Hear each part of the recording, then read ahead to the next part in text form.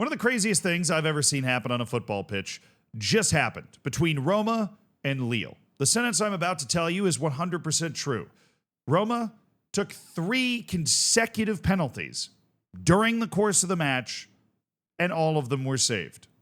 But we're going to get to that match in a second because there's a lot of other action that happened in the Europa League and in the Conference League that we need to hit first. As is tradition, we'll start with the Europa League. Bologna against Freiburg. 2 unfamiliar European foes going up against each other. If you're Bologna, honestly feeling very bad for them because they have had a pretty difficult start to life in the Europa League. They've had Aston Villa and Freiburg back-to-back. They are begging for a team to come from a not top 4 league in Europe at some point, but Bologna did manage to scrape a draw at home. Freiburg actually was behind at halftime. They managed to get a penalty in the second half, but I continue to be impressed with Bologna's stick-to-itiveness. Now, for Freiburg, they were the better team. They'll feel angry they didn't win this game, which is why I said Bologna scratched a result out of this. Bologna's headed to greener pastures, easier matches for them on the matches that are coming up. While Freiburg, if you win this match, you're basically on the short track to get a top 8 finish in the Europa League. The Europa League, for me, typically the most chaotic because you do have a good collection of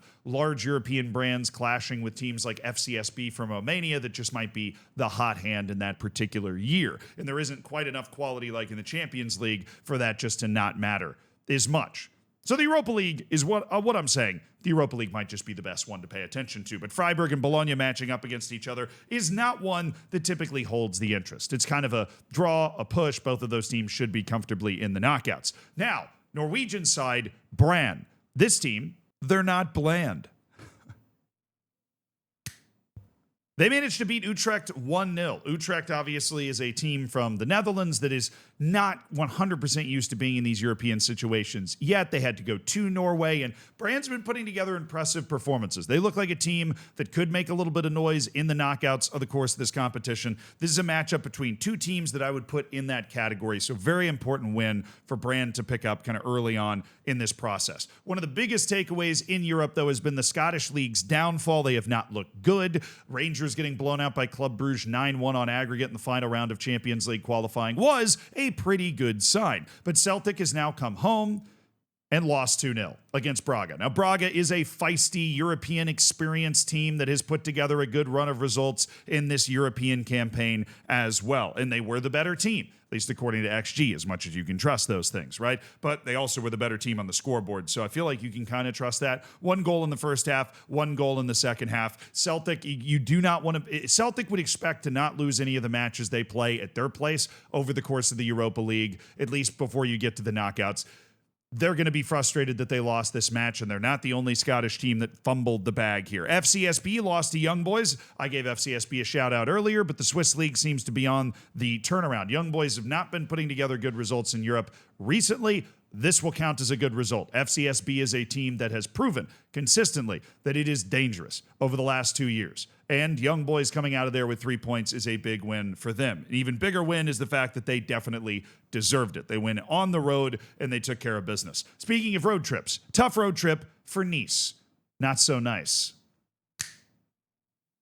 Fenerbahce has moved on from its Jose Mourinho era. It's all right. Basically, every club has one, and won their home match 2-0. They had 2 goals in the first 25 minutes to help kind of see this one out. Now, Nice did make it interesting with my boy Kevin converting his penalty to keep things spicy, but Fenerbahce shows that the Turkish league's early European stumbles were not that big of a deal. Little spicy road trip for the Fighting Antonys of Real Betis. Ludogorets, the best team in Bulgaria, has shown some hands. They were in the Conference League, I believe, Conference League knockouts last year. This is not a complete pushover of a team. Real Betis, though, did what it should do and won this match convincingly. First goal was Giovanni Lo Celso. Second goal was an own goal, but Real Betis bounces back from its draw against Nottingham Forest to put 3 points up on the board in the ever-elusive table, which still doesn't really have too much of a shape to it after 2 matches with 6 matches to go, but you can start to get a picture of what direction maybe teams are headed in. Go Ahead Eagles needed a bounce back. They got one. At Panathinaikos, I would not have thought that this was going to go this way. Go Ahead Eagles lost their opening match. They go on the road to a Greek league that has been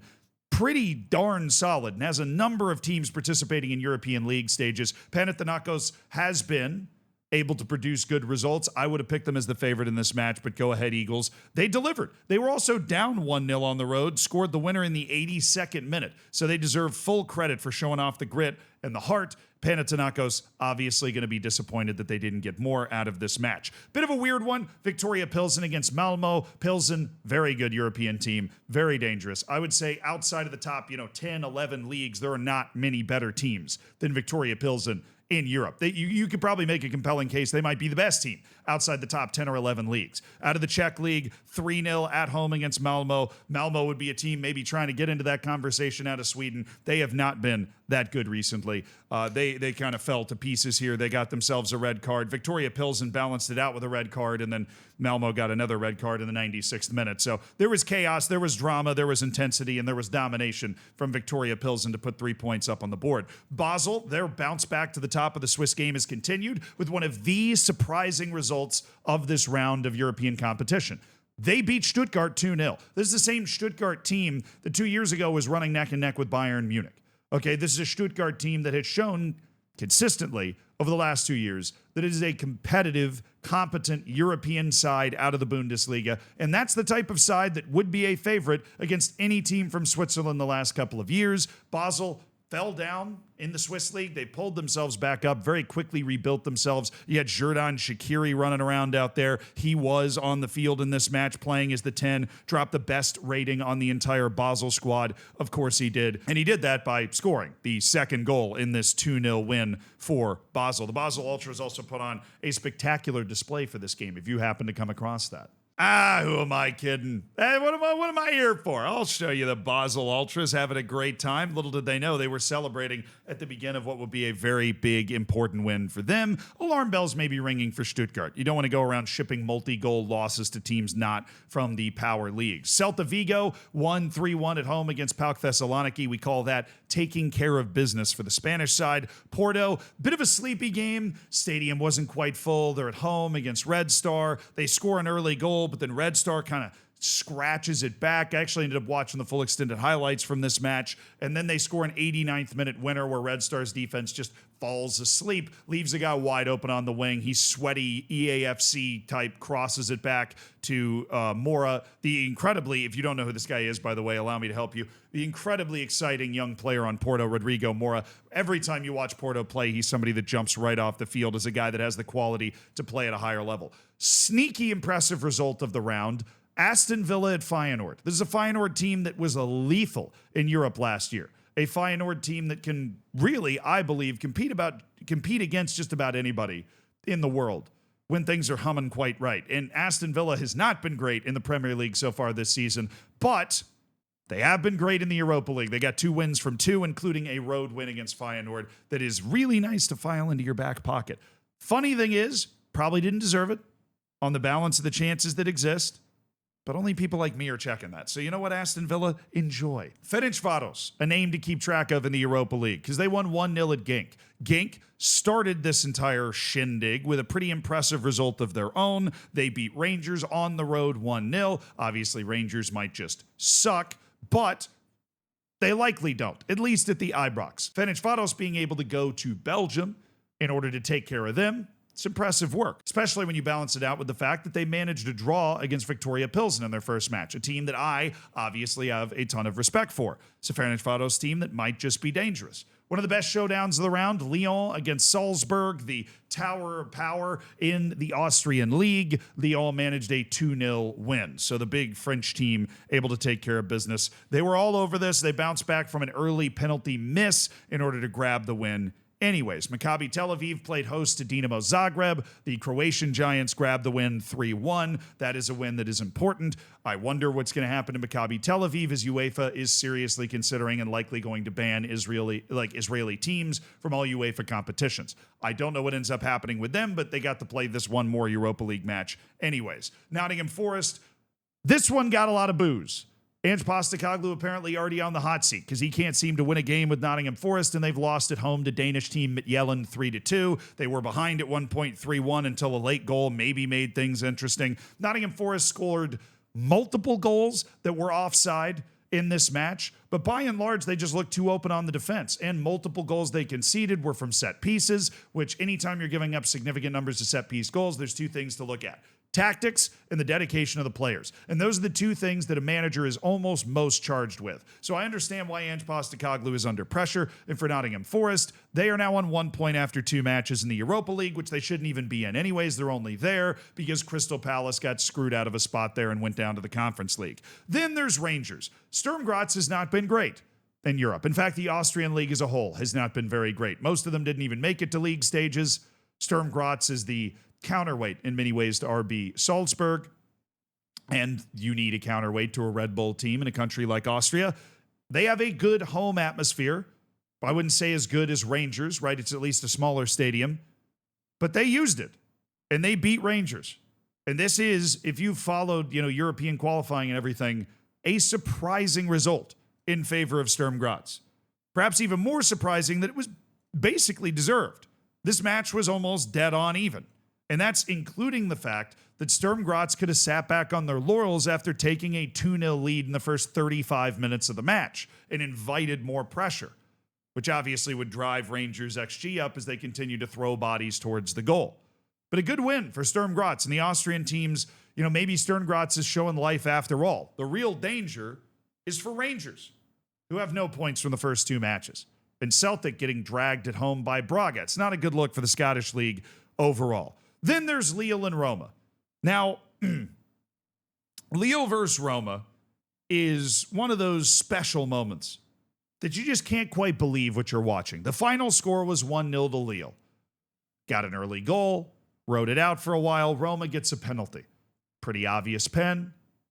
So they go up and line up the penalty, and it's Artem Dovbyk who's the guy that's taking it the first time. And here's the first attempt. Dovbyk runs up.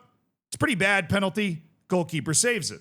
But it looks weird because for some reason, I have no idea why, the goalkeeper just forgets the rules of the game. The goalkeeper for Lille, this guy, see if I can open his page here. This guy, Berke Ogier, right, the goalkeeper in this situation, just forgets the rules. You can see it from this angle. He comes forward. He's too far forward off the line. And then if you were able to see it from a side angle, which I don't believe they show you in this video compilation, he's obviously off the line. So what happens in that situation? If you don't know the rules of the game, you retake the penalty because the goalkeeper wasn't on the line. The rule is the goalkeeper has to be, if you draw a plane straight up from the front of the line, the goalkeeper has to be touching that plane when the ball is struck. He was very clearly not. No debate about the call at all, but he did save it. So now what does Roma do? They send up Artem Dovbyk again. Same taker, second time. Goalkeeper's going to be on his line. He's clearly the designated penalty taker in this situation for Roma. No problem, right? He takes the penalty again, and it's saved again. But watch the penalty. The goalkeeper leaves the line like Jersey Dudek in 2005. He does the whole back and forth, forward off the line. He's like halfway to the penalty spot by the time he saves it. So what do? They go back and look at it again. And they say that he was off the line again. So now, over the course of 3 minutes, the ball has not been in play once. We have had 2 saved penalties called back for the goalkeeper, rightfully called back, for the goalkeeper leaving his line. So we take a third one. And what do you do in this situation? Do you send up Artem Dovbyk for a third time? No, of course you don't. You send up some other poor sap who's going to take the third penalty. And what does he do but step up and get saved again? And you know what? This time, the third time, our poor lost goalkeeper, who's got amazing reflexes and save recognition, and ability to read the body language of the penalty taker. The only thing he doesn't have is common sense. Well, eventually he got lucky and kept the body part over the line, making this save. Which means Roma took 3 consecutive penalties, any of which, if they had gone in, would have tied this game. They made none of them. All 3 were saved. The third one was finally saved legally, and Lille survived. It is just it's a superhumanly weird experience to have occurred in a match. And the end result is Lille ends up with a very big 3 points on the road against a big 4 league team. They went to Italy. They left with 3 points. Huge dub for Lille, a team that definitely both these teams will believe they have a chance to win this competition. and you want to go there, you want to go all the way and win the final, get in the top 8. Winning this match gives Lille a great opportunity to get in the top 8. And their goalkeeper making all those saves helps out as well. We head to the Conference League, the beautiful Conference League. Crystal Palace won 2-0 against Dynamo Kiev. This is looking better. They had a bit of a slow start to being a European team, but they've kind of gotten the hang of it now. That's a solid win. Jagiellonia avoided disappointment against Malta's Hamrun. This is a match that Jagiellonia has to win. They left it all the way to the 57th minute to actually get that win, but what are you going to do? KUPS and Drita out of Kosovo showing down. KUPS only managed a draw. The Finnish team could not beat the team from Kosovo at their park, which means all that's telling me is that Drita, especially considering they were not like completely floored in this game, has a chance to make the knockouts, which would be incredibly fun for Kosovo. The Swiss League resurgence continues with Lausanne Sport getting a 3-0 win against Breidablik from Iceland, but of course Icelandic teams away from Iceland not really going to deliver the best results. Rapid Wien, who backed its way into this Conference League, got destroyed by Lech Poznan. The Polish side continues to show that the Polish league is just this weird dark horse that produces any number of competent Conference League teams every year, and Lech Poznan's very convincingly one of those. They had a 3-0 lead at halftime. This match was basically over. Then there was Rijeka taking a visit to Armenia. Noah's Ark, a team that burst onto the scene last year. Not actually, they're Noah Yerevan, but kind of Noah's Ark for Armenian football in a way. They won 1-0. They got the result they needed. Rijeka would have been the favorite, would have been the team you would have picked, but the Armenian side, Noah, they belong. I will give them this. They belong. The 29th minute red card helps, but Noah belongs. Second straight year making it here. Second straight year getting some results and kind of making an impact. Ammonia out of Cyprus was defeated by Mainz. This is a tricky road trip. Cypriot teams feel very far-flung, but they're typically better than you would think that they are. Just kind of a survive and get out of their match for Mainz. Rayo Vallecano, they ended up at home against Skandia, the team from North Macedonia that made their surprise run to the Conference League group stage. They took care of their business 2-0. If you are a Power League team in the Conference League, you need to be handling your business against teams like this. The side from Gibraltar got to play. They went to Zrinski in Bosnia and Herzegovina, and this is a very convincing win for Zrinski. You get an opportunity. There's only 6 matches in Conference League instead of 8 against a team like Lincoln Red Imps. You got to run up the goal difference because when there's 2 less matches, the goal difference is likely going to matter even more, and Zrinski is able to do that. They're able to run up the goal difference with a 5-0 win. They deserved that 5-0 win. They had 24 shots to 8, none on target for Lincoln Red Imps, over 3 XG to Zrinski's favor. One of the matches of the round, maybe the match of the round in the Conference League, Aberdeen at home against Shakhtar Donetsk. This is a great showdown. Aberdeen, the third Scottish team that managed to find its way to a European group stage. Shakhtar Donetsk from the obviously difficult Ukrainian league, but they are really the flag carriers in a sense. They went behind early in this match on the road, but managed to claw their way back up 3-1. Then it was 3-2, and a very sweaty, fun-to-watch final 20 minutes that Shakhtar Donetsk was able to hang on to. Aberdeen played classic British ball. They had none of the actual ball, but they managed to create chances by, tactically creating chaos, getting the ball forward. They didn't need the ball, they just needed the goals, and they almost got enough to make things very interesting. Another contender for match of the round, just because of how surprising it was AEK Larnaca just destroying AZ. AEK was at home, then they managed to create the perfect scenario. Second minute red card to AZ.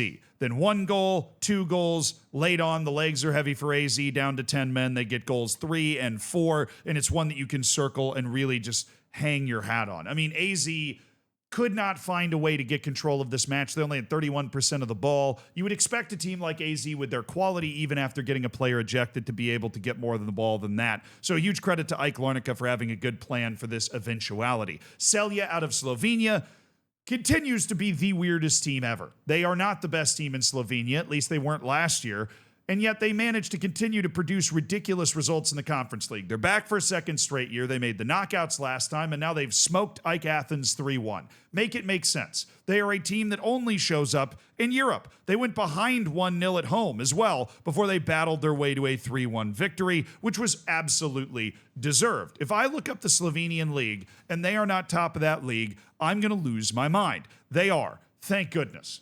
So after their European success, Celje has been able to reload, and clearly this year they are a better, more well-rounded team than the one that we saw last year, perhaps more indicative of continued European success. Fiorentina, everybody's favorite Conference League team, they're here every year. They beat Sigma Olomouc out of the Czech Republic 2-0. That's a taking care of business result. Turkish side Samsunspor was able to go to Poland and pull out a 1-0 win against Legia Warsaw. This is definitely a 6-point swing type match between two teams that might have a chance of getting a top 8 finish and getting that bye to the next knockout round. Well, now Samsunspor's got the inside track on that, even though Legia Warsaw had most of the ball in that match, 63% possession. Rakov of Poland against Univ Craiova of Romania. Rakov delivered a good result. This is a team I didn't know a lot about coming into this year, but I have definitely been impressed with the way they've managed to perform. They've taken out a couple of decent teams in Conference League qualifying. They knocked out Maccabi Haifa. They knocked out Arda from Bulgaria, a team that was certainly making a run. And they also took out a Slovakian team as well with a pretty impressive performance. And they obviously backed that up against the best team in the Romanian league, at least according to the league table, in Univ Craiova. So BK Häcken of Sweden on the road against Shelburne from Ireland. This is a great result for Shelburne. Disappointing result for BK Häcken. They're a team that is expecting to be able to make a deep run in this competition. Shelburne is not. They're happy to be here, trying to get whatever result they can. They only had 35% of the ball and 0.3 XG, but they hold on for the draw at 0-0. Slovan Bratislava at home against Strasbourg. They made it spicy. That's probably all you could ask for after they went down 2-0 in the first half. Slovan Bratislava did have opportunities to win this game. Strasbourg, I have no idea what the French side was doing. Maybe they rotated a ton. They got outshot 22-5. I mean, on paper, if you're thinking Slovan Bratislava makes this spicy, it's great. But when you really deep it, Strasbourg was really lucky to get out of here with all 3 points. That's just the sharpness difference maybe from having a team at that level coming into these types of competitions. And then Sparta Prague smoked Shamrock Rovers, the Czech team at home in the Conference League, a European night. I love these types of matches. Both of these teams are super happy to be playing European football, incredibly fired up and excited about it. Sparta Prague got to have a very exciting, fun match at home where they were super dominant, could have maybe won by more. Shamrock Rovers just lucky to get a goal. This is just the first match day for the Conference League, so there's no other storylines to follow or results with those teams. But pour a drink out for Roma, who missed 3 penalties in 3 minutes.